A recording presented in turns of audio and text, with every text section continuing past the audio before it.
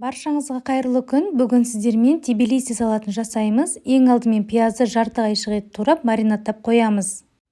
Маринадқа 9% сірке суынан 3 ас қасық, 1 шай қасық қант және жарты шай қасық тұз салып араластырып қоямын. Менде жылқы еті, кез келген етті алып сопақшалап тураймыз. Кинзаны уақтап, болгар бұрышында сопақша етіп турап алдым. Грек жаңғағын алдын ала қуырып аламыз, оны уақтап тураймыз. Бір дана чилиді уақтап тураймыз. Чили болмаса, кепкен қызыл ащы бұрыш қоссаңыз болады.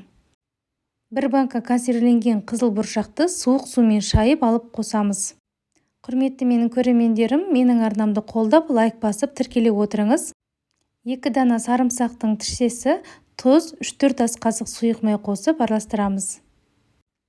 Осы салатқа қажетті ингредиенттерді мөлшерімен осы видеоның астында описание бөліміне жазып қоямын.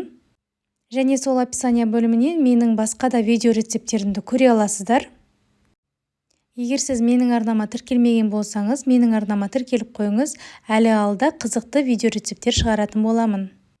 Мінекей салатымыз дайын, өте әдемі жарқырап дастарханға сән береді, ал дәмі сөзсіз керемет дәмді.